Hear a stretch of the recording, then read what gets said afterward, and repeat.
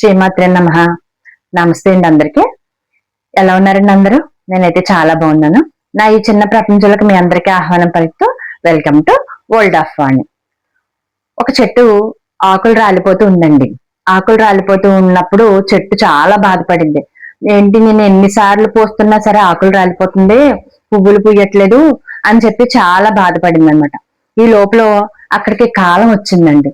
కాలం వచ్చి ఏంటి బాధపడుతున్నావు అని అడిగితే, ఆ చెట్టు అంది, చూసావా ఆకులు ఎలా రాలిపోతున్నాయో, ఇలా అస్తమానం ఆకులు రాలిపోతుంటే నాకు చాలా బాధగా ఉంది అని చెప్పింది. అప్పుడు కాలం చెప్పింది, నువ్వేం బాధపడక్కర్లేదు, మళ్ళీ దాని టైం వచ్చినప్పుడు అది పోస్తుంది, అది ఏమో చిగురు పడుతుంది అన్నది. అంటే వర్షం పడాలి, వర్షం పడినప్పుడు చిగురు పడుతుంది అనమాట. ఎండ వసంతకాలం అంతా చెట్లు చిగురించి ఆకులు పోస్తాయని మనం చిన్నప్పుడు చదువుకున్నాం కదండి. ఋతువుని బట్టి, కాలాన్ని బట్టి ప్రకృతి దాని యొక్క పనిని చేసుకుంటూ పోతుంది.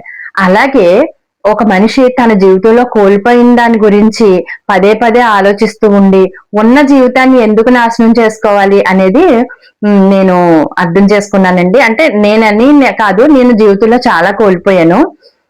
కోల్పోయిన తర్వాత కోల్పోయి చాలా అసలు మామూలుగా అయితే ఎండ్ ఆఫ్ ది లైఫ్ అనమాట. అది నాకు డెడ్ ఎండ్ అంటారు కదా, అలా అనమాట. అలా కోల్పోయిన తర్వాత ఇప్పుడిప్పుడు నాకు అనిపిస్తుంది ఏంటంటే, కోల్పోయిన దాని గురించి ఇంకా నేను ఎందుకు బాధపడాలి, బాధపడాల్సిన అవసరం ఏంటి, ఇంక ముందొచ్చే రోజులు ఎలా ఉంటాయో మనకు తెలీదు, గడిచిపోయిన రోజులు చాలా బాధాకరంగా ఉన్నాయన్న విషయం మనకు తెలుసు. అంటే మనం ఇప్పుడు ఎక్కడున్నామో అక్కడే బ్రతకాలి, అంటే ప్రజెంట్ సిచ్యువేషన్ లోనే మనం ఉండాలి అనేది నేను తెలుసుకున్నానండి.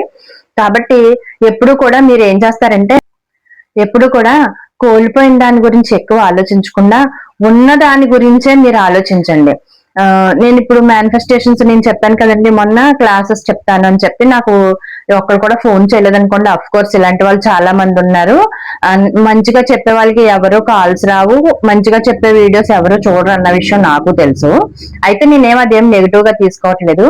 కాకపోతే ఏంటంటే, ఎవరు కూడా అనవసరంగా ఎక్సెస్ మనీ పెట్టి ఎవరు మోసపోవద్దు. ఇది ఒకటి నేను చెప్తాను, ఎందుకంటే నేను ఇలా చాలా మోసపోయాను. సరే, దాన్ని పక్కన పెట్టండి. ఇప్పుడు నేను చెప్పేది ఏంటంటే, ఏదైనా జీవితంలో చాలా కోల్పోతూ ఉంటాం, ప్రతి మనిషి కోల్పోతూ ఉంటాం. ఆ కోల్పోయినప్పుడు ఉన్న బాధ చాలా బాధ ఉంటది.